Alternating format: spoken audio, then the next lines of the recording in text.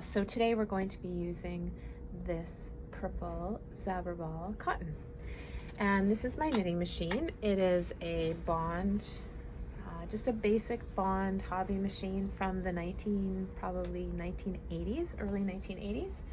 And it took me a little while to kind of figure out the learning curve on this particular machine. It can be a bit finicky, but I feel like I've mastered it a little bit. So what we have is a bed of needles, and these needles are what the yarn is going to go on. So the first thing I'm going to do is I'm going to cast on the yarn. So and what the cast on does is it just helps for the edge to stay and so that it doesn't unravel.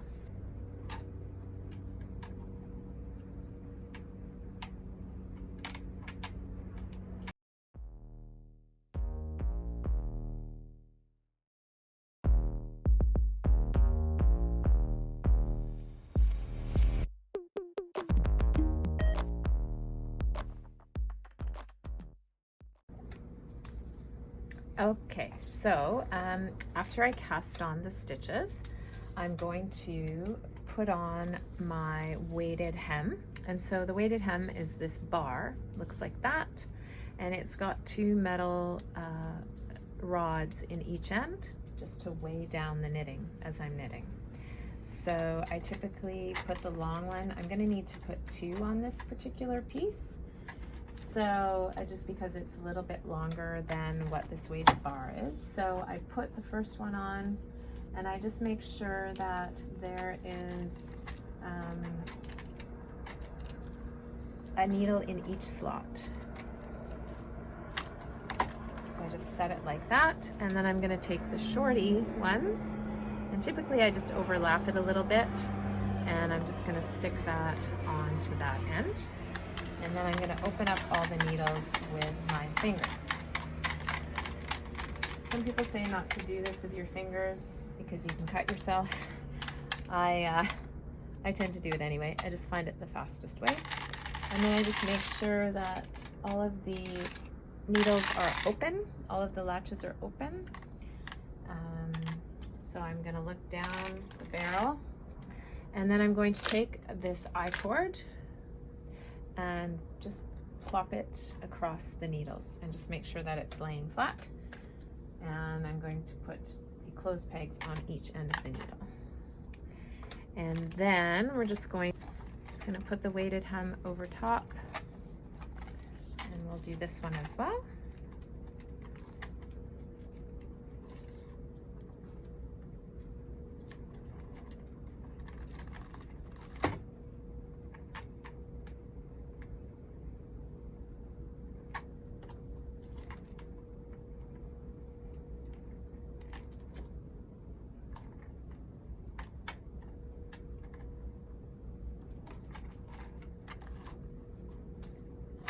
Okay. And you'll know it's right because it'll lay flat. I take these out, and then typically I cast on the first row manually because I find that if I use the carriage to cast on the first row, it just doesn't always work. It often will drop stitches. So. And often when people say, oh, you have a knitting machine, you must just sit there and just watch as it knits. It's not really like that. It's a bit of a process. And sometimes the setting up of it is, for smaller garments, it's sometimes actually quicker to knit them by hand. But for larger garments, the machine is a nice option.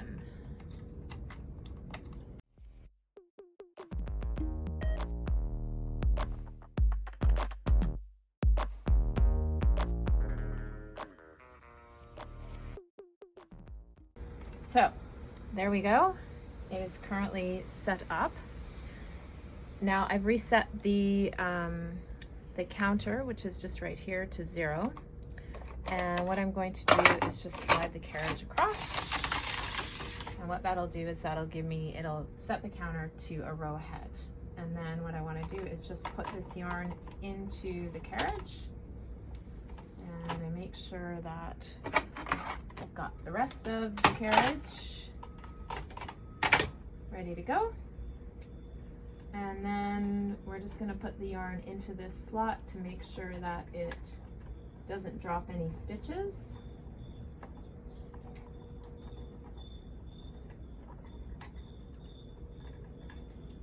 And then we get that out of the way, and we're just going to knit this will be the second row. So this is the first row with the carriage and the second row of the garment. And so for the first row with the carriage, you really have to press down so that you don't drop any stitches.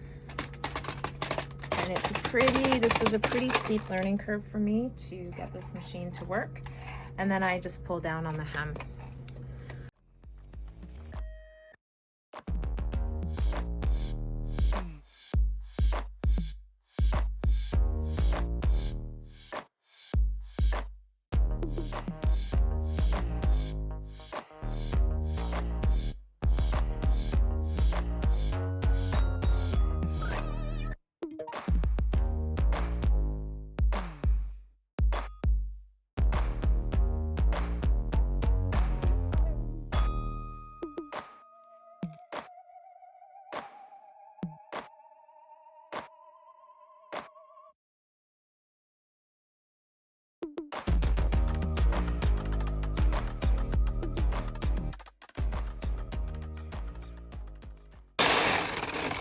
And at about this point in the knitting, I'm going to put some extra weight on the hem, just to make sure that the stitches are even and that all of the stitches catch.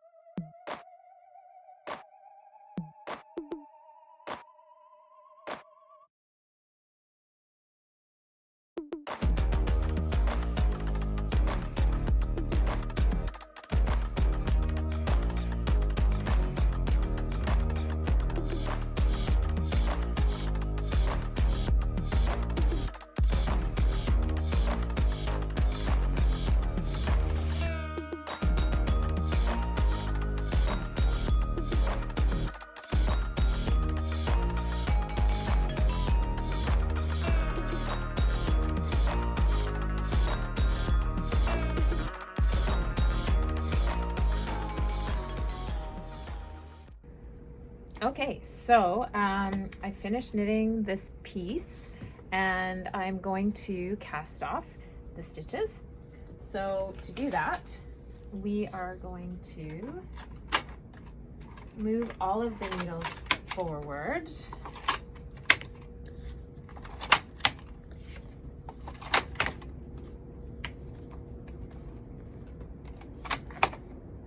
And take the yarn out of the carriage. And then typically I just take the yarn off of this first needle. I move it to the second needle, and then I'm doing what's called a crochet cast off. so that I get a nice edge on the garment. And what that involves is just putting your hook through 2 stitches on the needle and casting it off.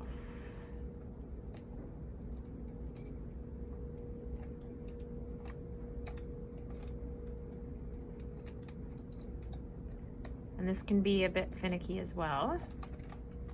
But again, I find it a little bit, the edge is nicer than if you just did a traditional cast off on the machine. There are several ways to cast off on the machine, and I found that this way is my go-to. It may take a bit longer, but it makes a much nicer edge.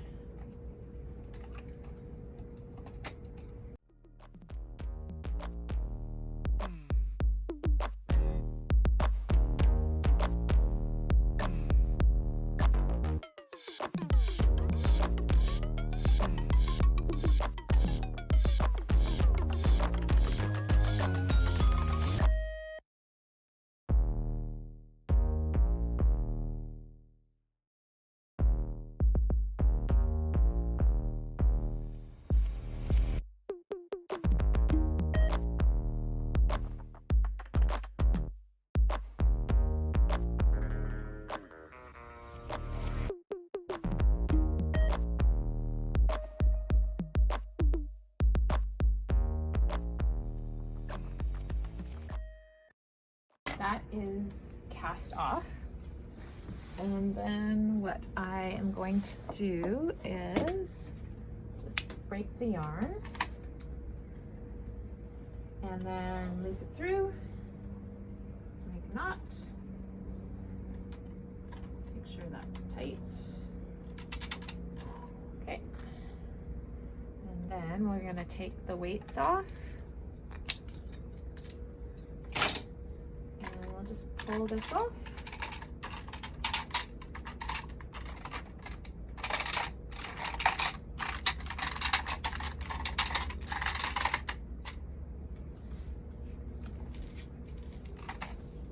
And then grab the weighted hem.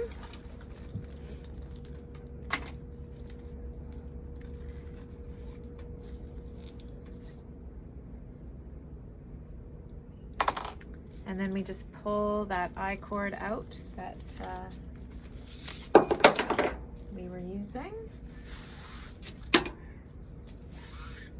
like so.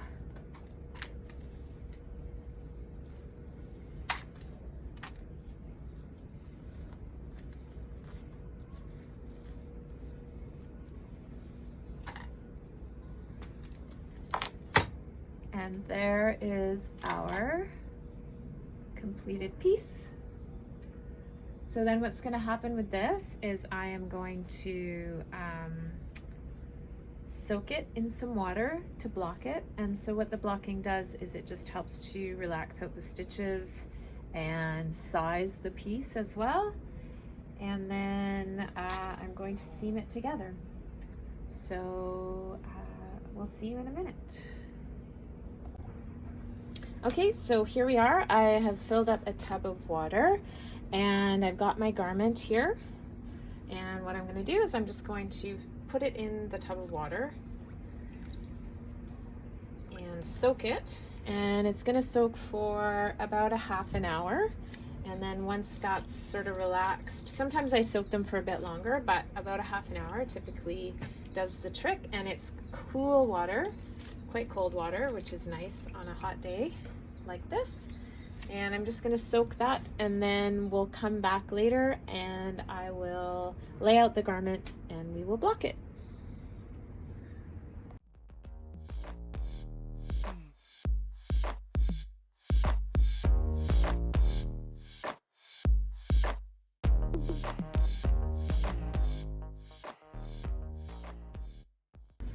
And then I'll just wait for this to dry, and then once it's dry, I will be sewing it together with the other piece.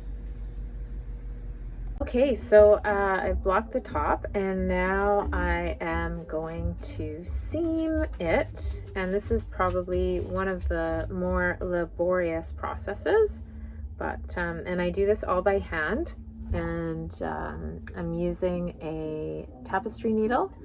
It's a plastic tapestry needle with a fairly blunt end so that I don't snag or tear anything. And it's got a large eye so that it's easy to get the thread through. And I'm using a thread that is the same as what I used for the top. So I'm going to start seaming.